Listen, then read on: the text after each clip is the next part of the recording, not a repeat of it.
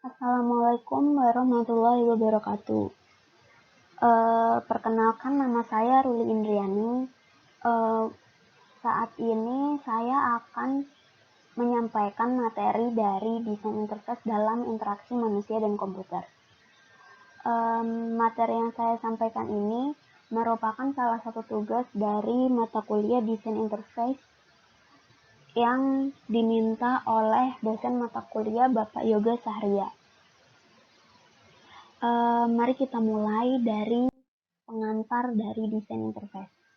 Desain interface atau desain antarmuka merupakan suatu desain komputer, peralatan, mesin, perangkat komunikasi mobile, aplikasi perangkat lunak, dan situs web yang berfokus pada pengalaman dan interaksi pengguna atau user. Desain interface ini sendiri merupakan proses bagaimana sistem akan berinteraksi dengan entitas eksternal, entitas dari luar. Kemudian tujuan dari desain interface. Tujuan dari user interface itu mengkomunikasikan fitur yang tersedia sehingga pengguna itu mengerti dan dapat menggunakan sistem yang ada yang ditampilkan.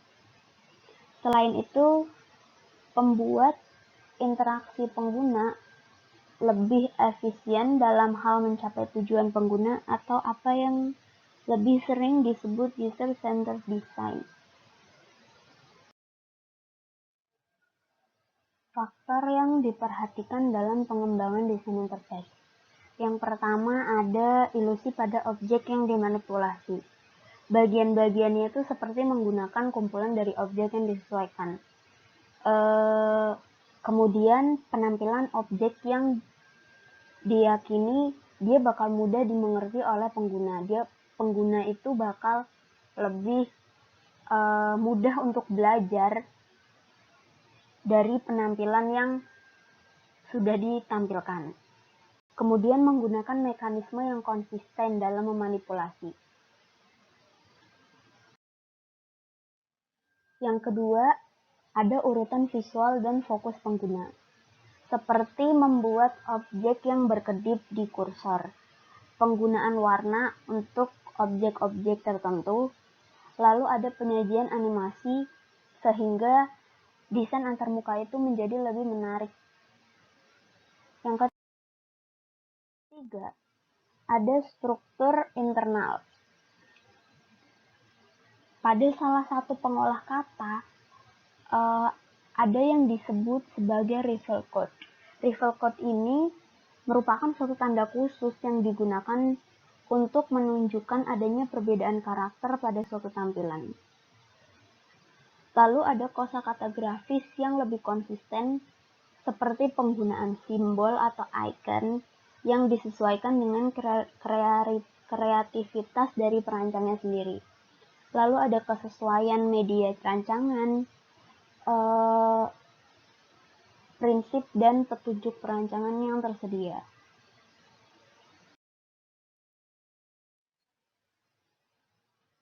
Nah, ini adalah rancangan desain interface. Pertama kita harus membuat sketsa, lalu menggunakan Piranti dari prototype GUI.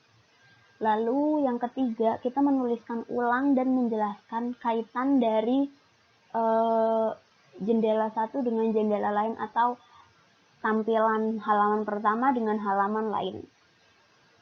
Lalu menggunakan piranti bantu yang disebut dengan CAS atau Computer Aided Software Engineering.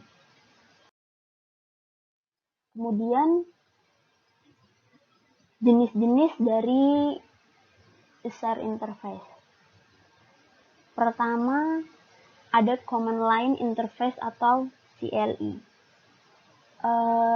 Command Line Interface ini merupakan tipe antarmuka di mana pengguna dapat berinteraksi dengan sistem operasi melalui terminal, teks terminal.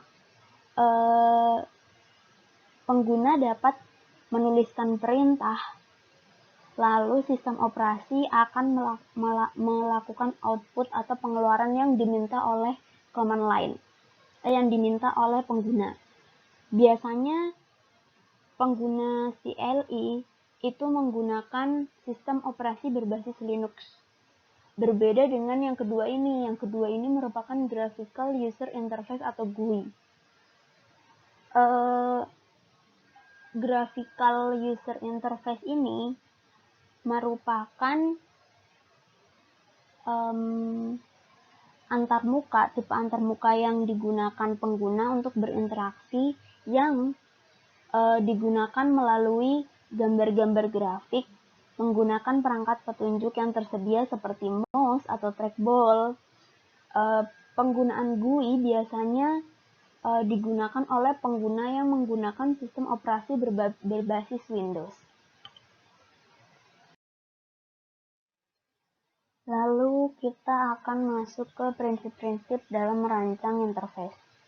Pertama, ada user familiarity atau mudah dikenali.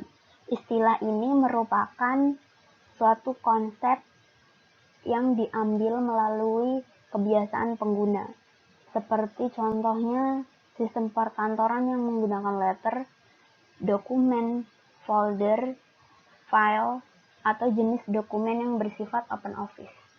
Lalu ada konsistensi. Operasi yang digunakan bersifat konsisten, yang berarti seluruh sistem tidak akan dibuat membingungkan pengguna. Pengguna tidak akan sulit untuk belajar, seperti layout menunya. Kemudian ada minimal surprise. Lalu ada recoverability, sistem pemulihan. Jadi pengguna bisa melakukan pemulihan dari data yang telah dilakukan. Kemudian user guidance, user diversity. Nah, kemudian ada prinsip dasar dari desain interface. Pertama, ada product compatibility, suatu aplikasi antarmuka yang sesuai dengan sistem asli. Sebagai contoh, dalam pembuatan laporan atau report, dia mencantumkan detail seperti tanggalnya kapan, judulnya apa, isinya apa, keterangannya seperti apa. Kemudian ada task compatibility, mampu membantu user dalam menyelesaikan tugasnya.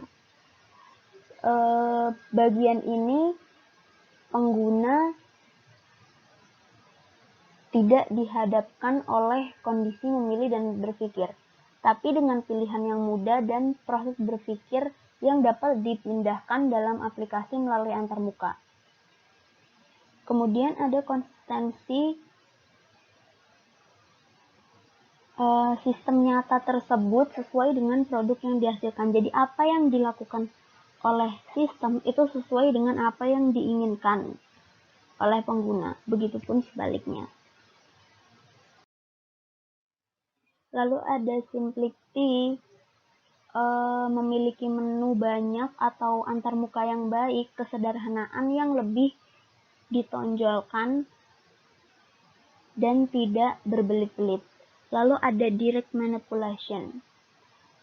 Pengguna berharap aplikasi yang dihadapi ini punya media atau tools yang dapat digunakan dalam melakukan perubahan. Seperti contohnya, tampilan skin di Winamp bisa berubah. Saat pengguna bosan atau dia ingin mengganti tema dari skin atau tampilannya, dia dapat mengubahnya sendiri gitu. Lalu ada kontrol. Di sini seperti salah ketik atau salah entry dari seorang pengguna itu akan membuat apa yang akan dilakukan itu bisa membuat bermasalah dalam sistem. Maka dari itu, kontrol diperlukan oleh sistem untuk dapat membantu pengguna yang melakukan salah entry atau salah ketik tersebut. Lalu ada flexibility atau sifat yang fleksibel dalam solusi untuk menyelesaikan masalah. Kemudian ada responsiveness, itu merupakan teknologi yang maju dengan tuntutan kebutuhan pengguna yang semakin naik. aplikasi tersebut dibangun dengan reaksi tanggap dalam perintah yang diinginkan oleh pengguna. Kemudian invisible technology. Pengguna punya keinginan dari aplikasi yang digunakan. Kemudian years of learning dan years of use. Kemudahan dalam mengoperasikan sistem hanya dalam memandang atau belajar dalam beberapa jam. Kemudian ada kesalahan pada program, kesalahan pada implementasi program, atau kesalahan sintaksis yang dapat secara langsung dideteksi oleh compiler. Kemudian ada kesalahan logika atau kesalahan yang terjadi saat program sedang dijalankan. Biasanya kesalahan ini mengakibatkan terhentinya suatu eksekusi program. Nah, kita akan masuk ke pengantar IMK atau interaksi manusia dan komputer. IMK merupakan suatu ilmu yang sangat berkaitan dengan desain, implementasi, dan evaluasi dari sistem komputasi yang interaktif untuk digunakan oleh manusia dan studi tentang ruang lingkupnya. Ada interaksi tentang satu atau lebih manusia dan satu atau lebih komputasi mesin yang tersedia. Perkembangan dari Human Computer Interface atau interaksi manusia dan komputer menjadi sangat penting bagi seorang analis yang merancang dan menciptakan suatu software. Prinsip-prinsip dasarnya itu seperti user-friendly dan user-oriented. Kemudian tujuan dari interaksi manusia dan komputer. Pertama, kita dapat menghasilkan suatu sistem yang bermanfaat dan mudah dioperasikan oleh pengguna. Fungsionalitas.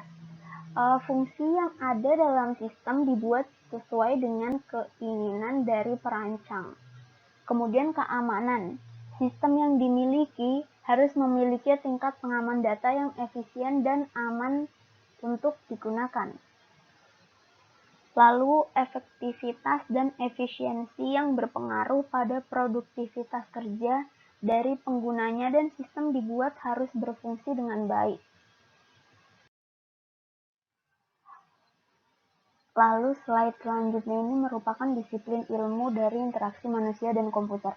Pertama ada teknik elektronik atau ilmu komputer.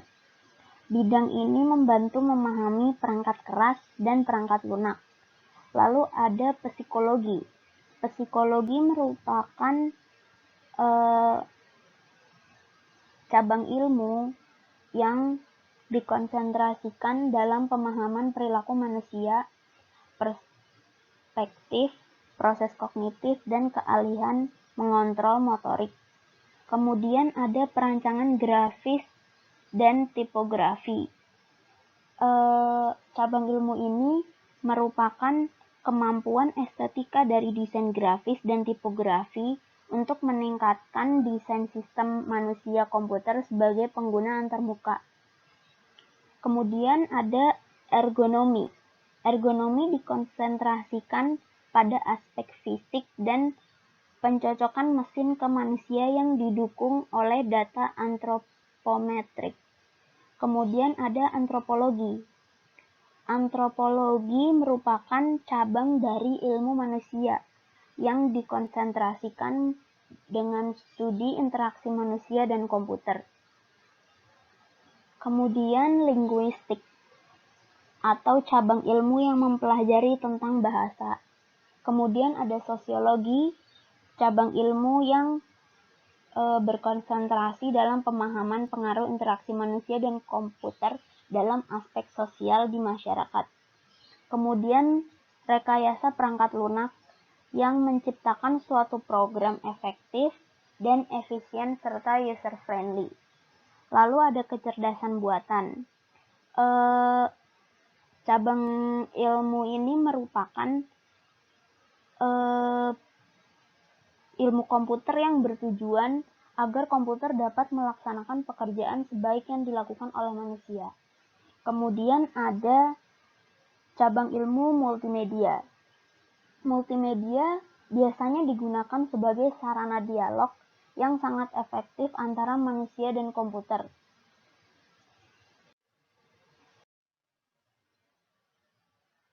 Sekian dari penjelasan materi saya tentang desain interface dalam interaksi manusia dan komputer. Kurang lebihnya saya mohon maaf. Assalamualaikum warahmatullahi wabarakatuh.